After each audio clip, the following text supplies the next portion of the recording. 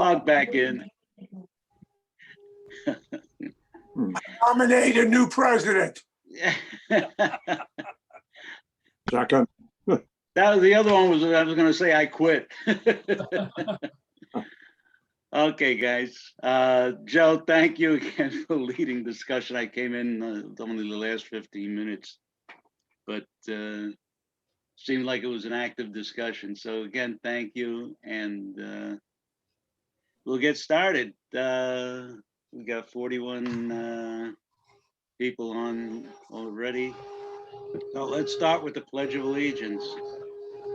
I pledge allegiance to the flag of the United States of America and the to the United republic, States of America, to the republic for which it stands, one one nation, nation, under under God, God, indivisible, indivisible, with liberty and liberty and justice justice for all. for all. Okay, next slide. Okay, I'd like to extend happy Easter wishes to everyone, and Easter will be this Sunday. And for anybody that celebrates the Orthodox Easter, we're 2 weeks. a month early. And continue wishing happy Passover for the next few days. A great holiday season. And we report a little bit report on the board meeting. We reviewed the financial status based on a number of different scenarios that Brian put together. And based on the reduction in our dues, because we anticipated that the first half of the year we would not be meeting at the Fish Church, and a number of our expenses, the rental, the songster fees, etc., would not be spent.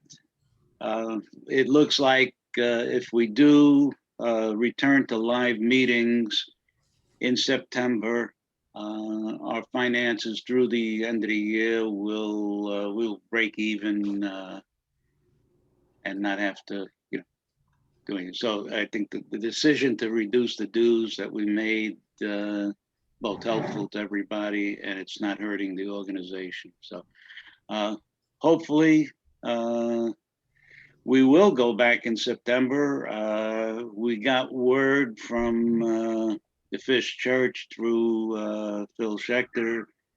Debbie had spoken to him that at this point they're still not opening up the church, but they are looking into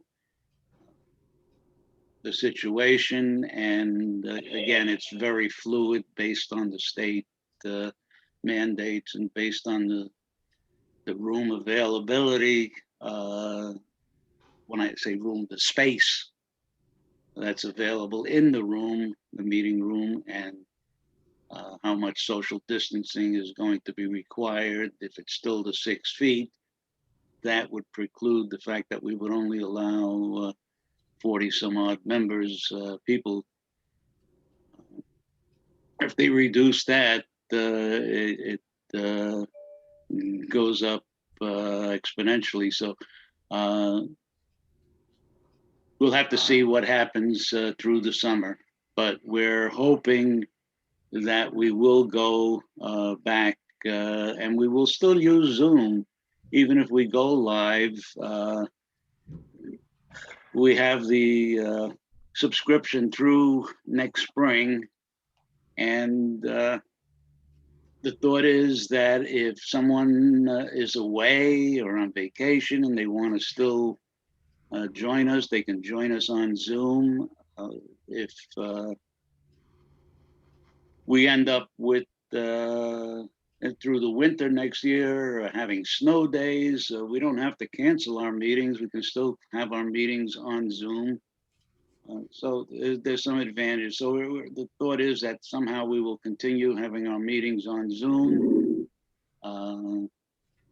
and we'll work out the technical issues and technical problems, although we don't anticipate any real problems, so that we can give good coverage in the meetings. We're starting to ramp up with some in-person activities. We're having our weekly walks in the park. Other planned activities are a trip to Woodlawn coming up later in the month. Woodlawn Cemetery, which is a National Historic Site. There's a golf get-together. It's not a tournament. We're actively looking at having a Tai Chi session, and that we'll hear a little bit more about later. It's actively in the works. The picnic is being planned, and we're following through. We're going to probably have a day of service for the do a little cleanup as we get closer to the fall. Trying to organize either a tennis tournament or tennis games. So there's activities that are being planned as we all start now to get vaccinated and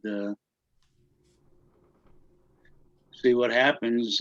Again, it's all dependent upon how the situation evolves as we go through the spring and the summer. We're looking into the spring luncheon based on the venue availability, and I see where they are having certain functions throughout the area, but whether it's going to be very limited so that it may not be feasible. We don't really want to exclude people. We usually get 100 or so people at our activities, so if they can handle us, that would be good. As far as our group activities and get-togethers, we're asking that all participants that are coming should be encouraged to be vaccinated or recently tested. If for some reason can't get vaccinated and you want to come, get tested a couple of days. The test sites are all over the place now, and the idea is just to protect our members. We're still in the vulnerable stage. There's still, they're talking about the effectiveness of the vaccines and whatnot. However, it's still questions remaining. So if we're going to err, let us err on the side of protecting ourselves and our loved ones. And of course, whatever, mandated state CDC requirements or recommendations are in effect at the time will also be required for our social get-togethers. But, hopefully we'll be able to have life as we knew it. We also decided at the board meeting that space permitting at this time, guests will be welcome. So for the golf outing, as an example, because that's going to be planned in June, our walks in the park. If you have friends or guests that want to come, or you think they might enjoy one of the activities that we're having, by all means, invite them. They just have to follow the same, recommendations and protocols that everybody else does. But the effort is to try and build up our membership. We're down 40 or so members, and we want to try and get that back up because no organization can exist with declining membership. So we need everything we can do to help get new members. Today's speaker, all right, if anybody, have any questions, Bill, you have your hand raised, Bill Johnson?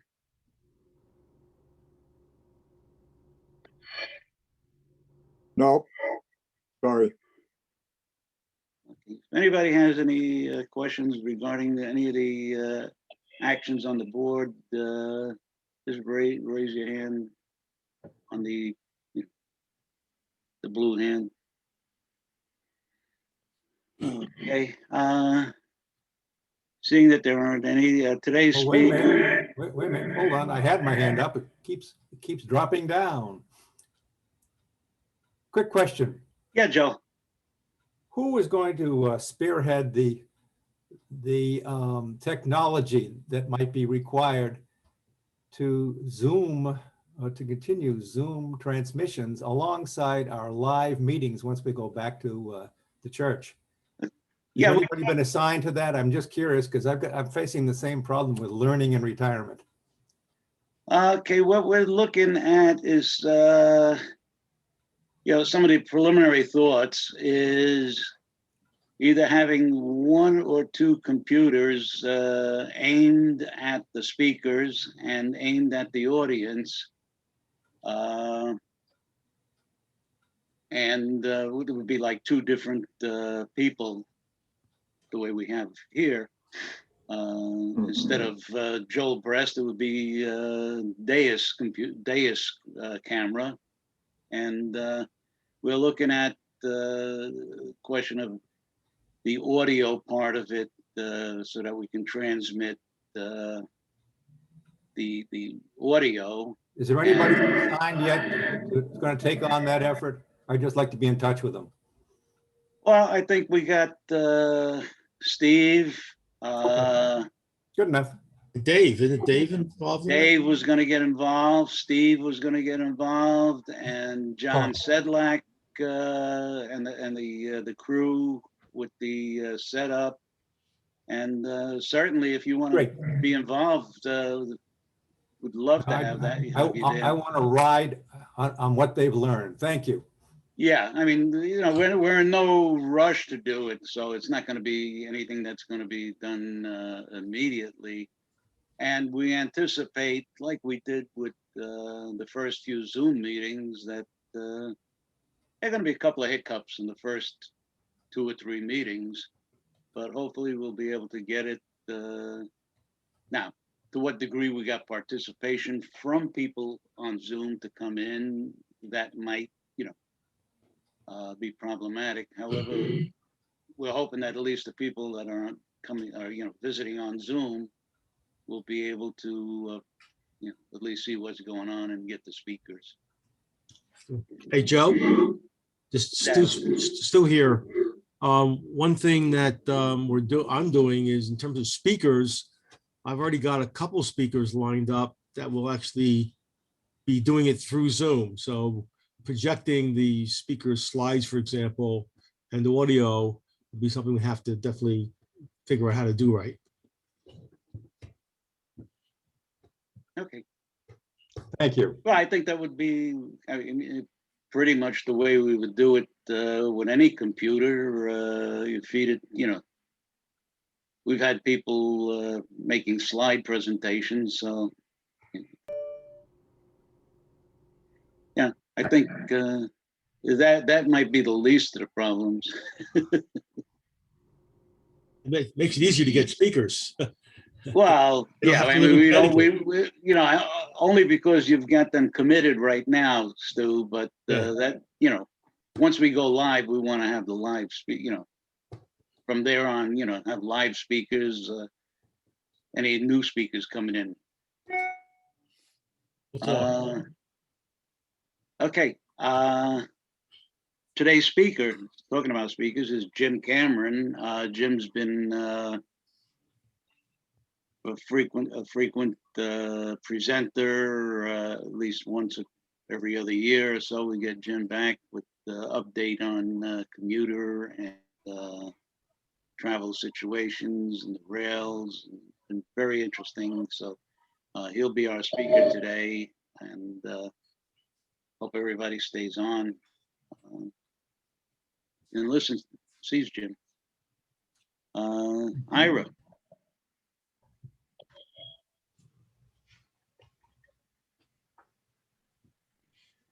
Unmute yourself, Ira. Okay. Good morning, everyone. Last week, we had an online attendance of 61. I trust you've all received the minutes. Are there any corrections or additions? Since all is quiet, I'm going to turn it back over to Stowe. Okay, consider the minutes approved again. Thank you, Ira. Okay, 9:20 discussion groups. I want to thank Joe D for leading the discussion on current events this morning. It was lively and there was a lot of interaction from the participants, and we look forward to more of that. Next week, April 8th, Art Feldman will speak on Senator Patrick Moynihan, his legacy and social justice. On the 15th, Bob Butke on technology. And as you all know, the tax date has been extended from April 15th to sometime in May. I think it's May 17th. April 22nd, Joe D comes back on investing. And on the 29th, Joe D makes a repeat performance leading us on current events again. I will probably be inviting for the first meeting in May or on April 29th, Emily Bouthoid again, who is an associate of Lori, to speak to us on money matters. So that's the schedule going through April. Next slide.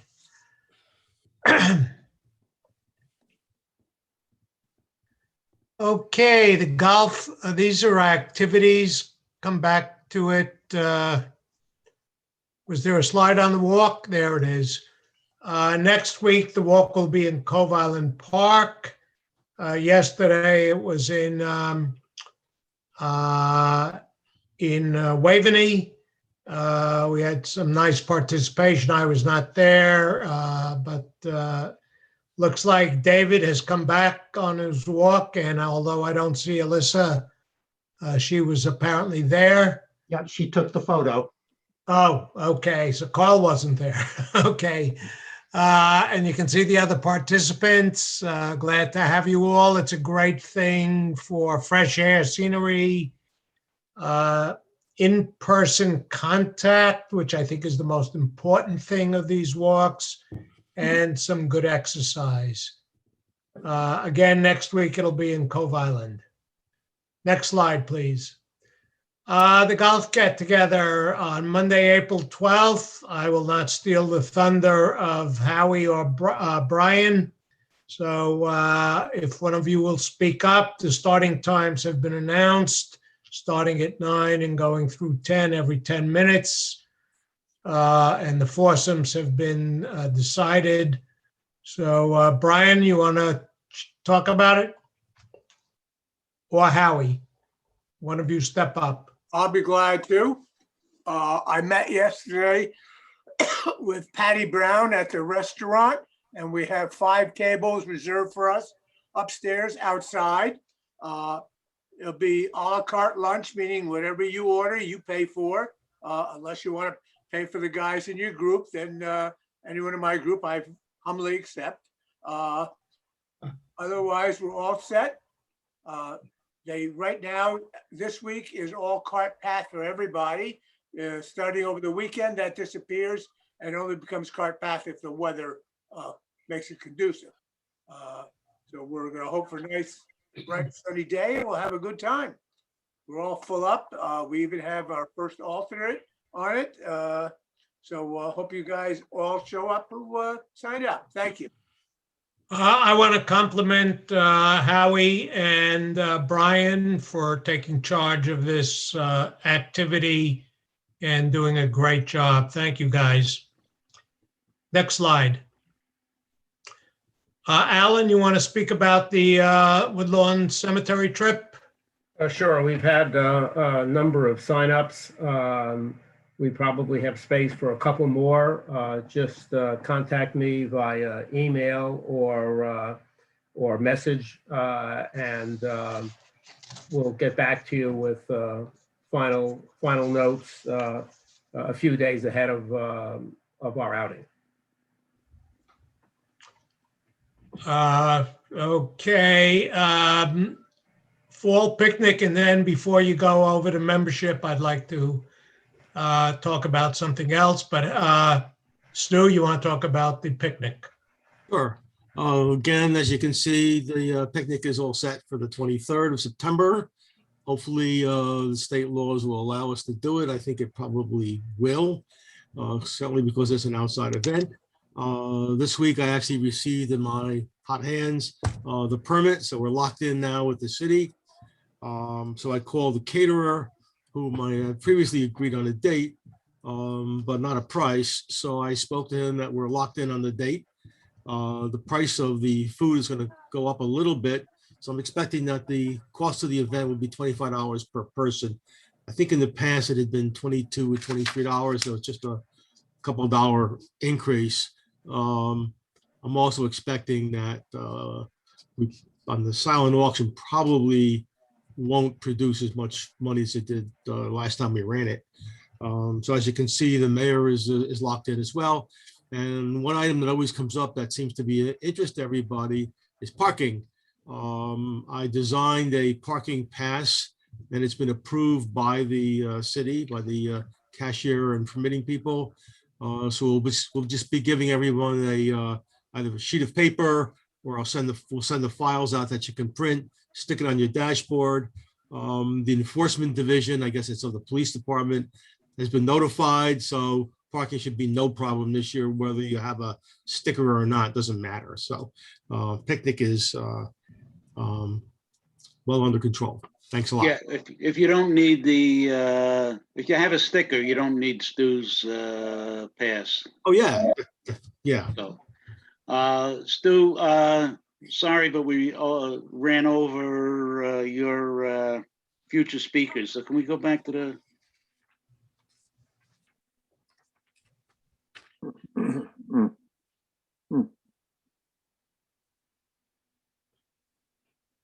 Here we go. There we go. Yes, as you can see, next week, Judge Calabrese will, who's currently a probate judge upstate in Connecticut, will be with us next week to talk about these issues here on the probate court. That'll be of interest to all of our members, I'm sure.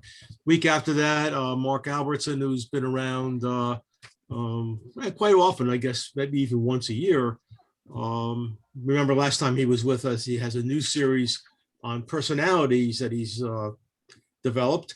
And so he'll talk to us about Laurel and Hardy. I think that should be a very fun talk. Next, we have the historian Mark Noonan.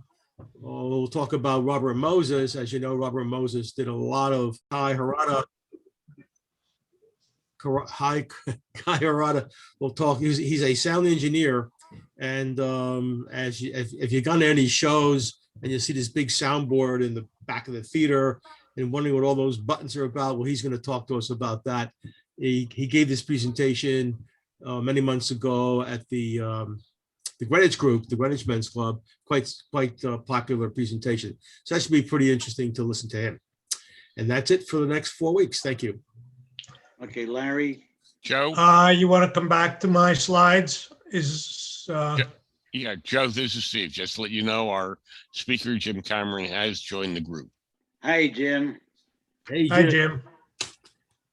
Okay, next slide, please. Okay, next slide. One more.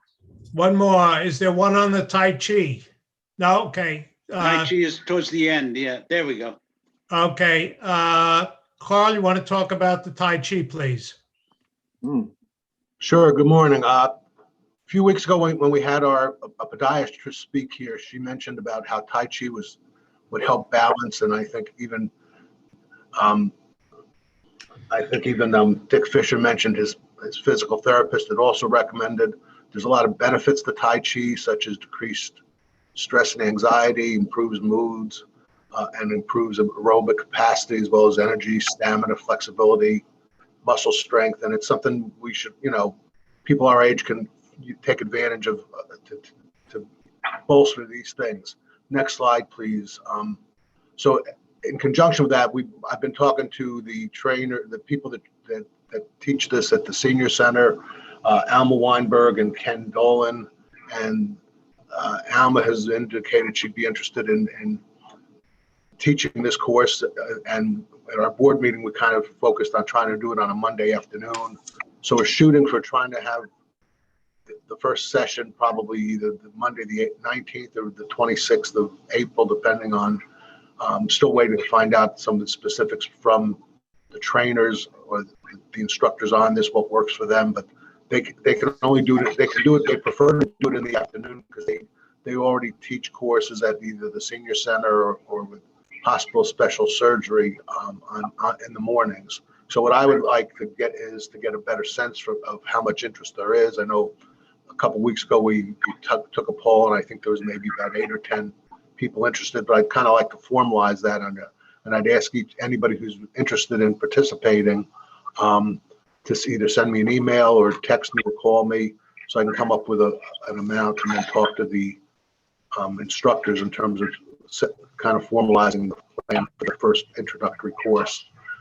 I've also kind of asked them if they would do that first introductory course at no charge, with the understanding going forward we would do this probably weekly at a cost of $60 per session that would be split among the participants.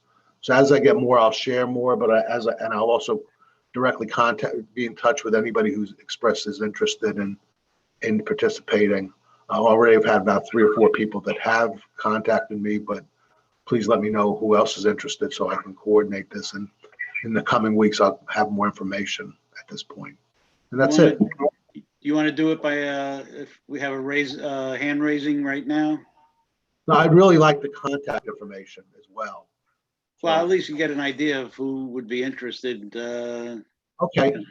Just do, on the bottom of your participant list or wherever there's a yes. So if you indicate yes.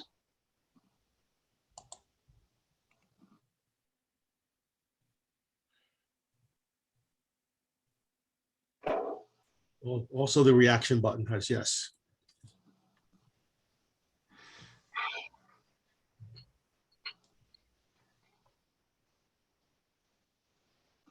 Six, 7, there's 8 yeses at this point, or plus I my wife would be interested also, and Jerry, you got your hand raised as a yes, right, Jerry? That's correct. Okay, so we get 9, and whoever spouses or significant others, so we're looking at a few. So All right. I think that gives you an indication, Carl, that yeah, there's an interest. there's an interest, and that would be, I mean, if we get 10 people, it's going to cost $6 a head, and just so you're aware, what we're thinking of is you sign up month by month, and based on your commitment, that would be your, and the number of people committing, that would be the cost per person. Okay. Hey, So just Thanks, let me know Carl. so I can formalize a list and know who's interested. okay, before we move on to other things, one other activity that was mentioned in the board meeting is the possibility of a spring luncheon. I have contacted Rock Rimmon Country Club, where we had the last spring luncheon, and they are interested in hosting a spring luncheon for us should we decide that we wish to do so. They have actually set aside a date, a whole date for us, which would be on Wednesday, June the 30th. Under current protocols, the maximum amount of participants are 100 people. We don't know what the protocols will be in June. However, just to give you an idea of last year, we had about 130 or 140 people, I believe, at the spring luncheon. We would have the options of either a served meal or a buffet. Presumably, if it would be a buffet, it would be not picking your own food, but their staff actually serving the food to you as you pass on the buffet. The main question that would come before us as a group would be how the tables would be arranged and who would, if we would be comfortable of 10 people at a table like we have done before, or if we would want smaller tables, say 6 people at a table. So it might be either spaced out a little more, or you would be exposed to fewer people at your table. Larry, Yes. the current state statute is no more than 8 people at a table. The current statute. I'm sorry, 8 people at a table? Yeah, that's the current Okay. limit on the state. Yeah. Okay. So obviously it would be less than 10 people at a table. We might even make it smaller. They might be able to accommodate that. But just as a guideline currently, before I ask Steve to send out an email blast to all the members as to who would be considering attending. Again, it's not a commitment yet, it's just a consideration. By a show of hands on the participant screen, and I'm assuming that most of you would also include your spouses or significant others. Can you indicate by clicking on yes if you would be interested in attending?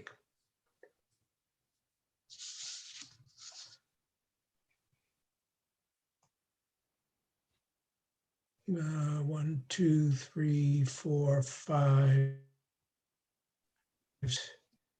Where do you click?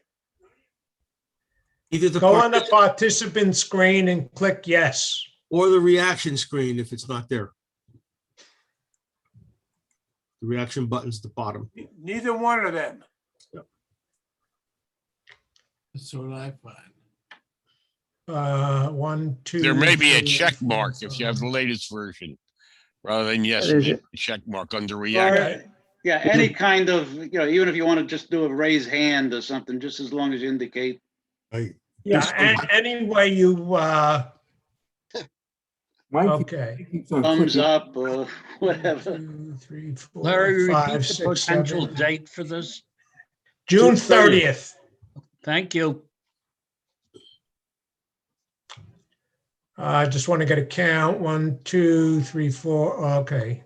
Looks like about I see 15. This is Joe D. I see 11. Why are you guys counting? Right above the yes thing, the check box, it gives you the number of people that said yes. Is your co-host, Joe? It's up to about 15, 16 right now. 7, I don't know. We got all kinds of. I see 1, 2, 3, 4, 5, 6, 7, 8, 9. Let's see. It's 18 to 19 people right now. Yeah, because there's the yeses and the hand raised, so Yeah, either one. I just want to get Yeah. an Times 2. approximate number. 19. That's maybe 38 then. yeah, somewhere. Yeah, that's okay. Obviously, there's a number of people who are not on Zoom who may or may not do it. Okay. So we're looking at 38 to 40 right now. Yeah. That's probably not going to be enough unless we get a better response. And consider the fact that even though we have single responses, there could be people coming with spouses or significant others. Yeah, we've doubled the number. Yes, If we have 20 yeses on there, I've just doubled it to 40. Okay. There probably were some number of people who weren't able to technically raise their hands. Okay.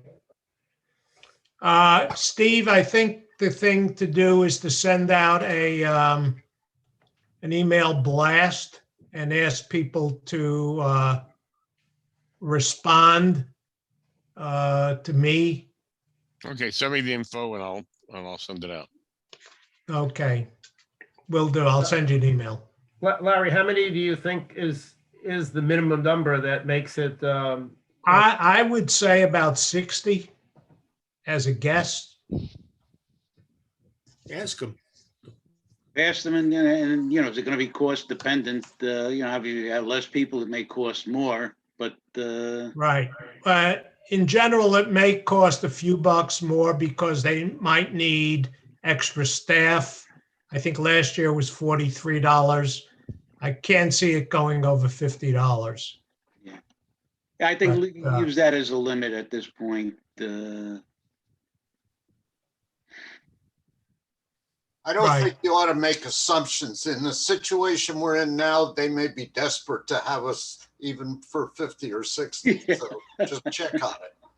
Okay. Well, they do have some commitments, and that's what in June. That's why they put in the 30th. So they're closed right now doing some reconstruction, and they expect to be opening in May. So that's it for now. And I will turn the meeting over to Carl for the next slides on membership. Thanks, Larry.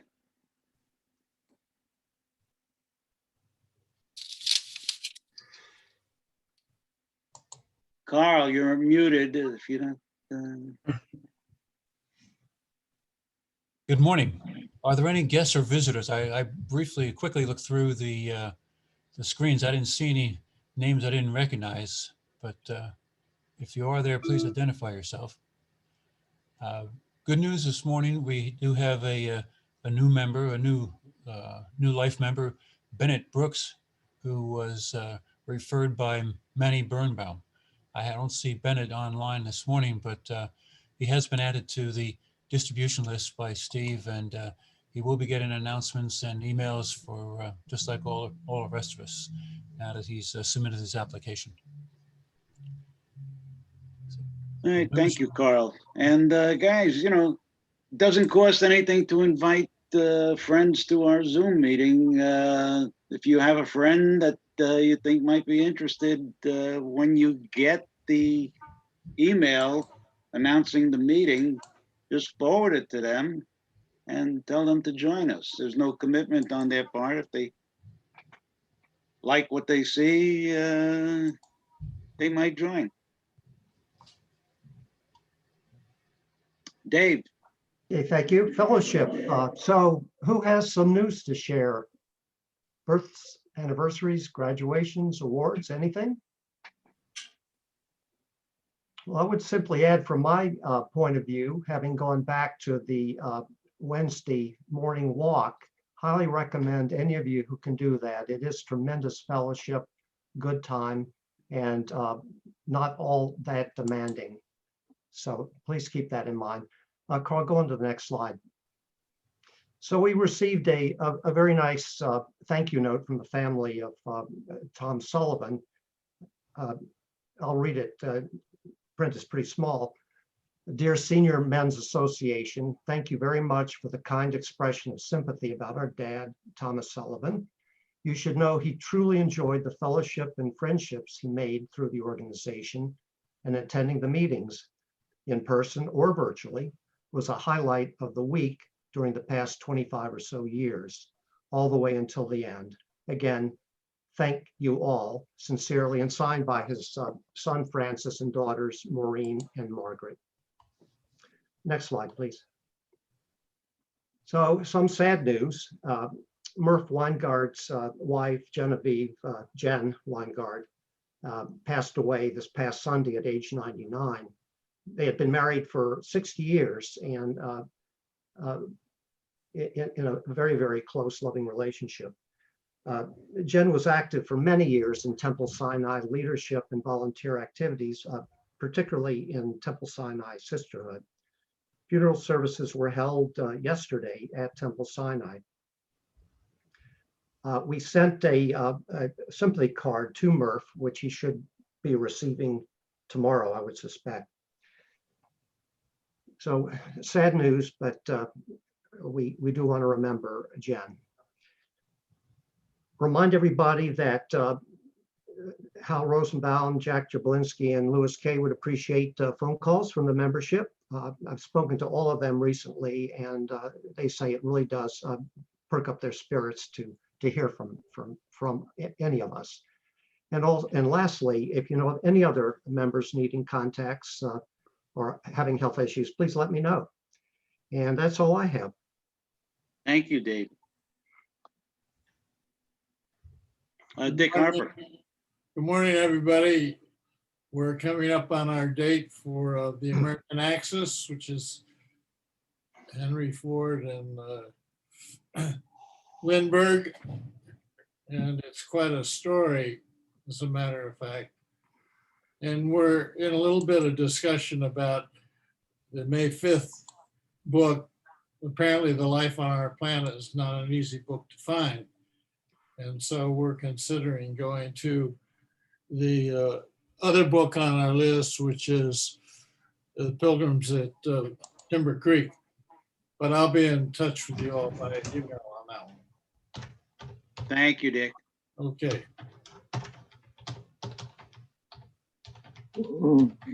Okay. At this point, we're going to hold off on items and jokes because it's a couple of minutes to 10:45, so we'll go right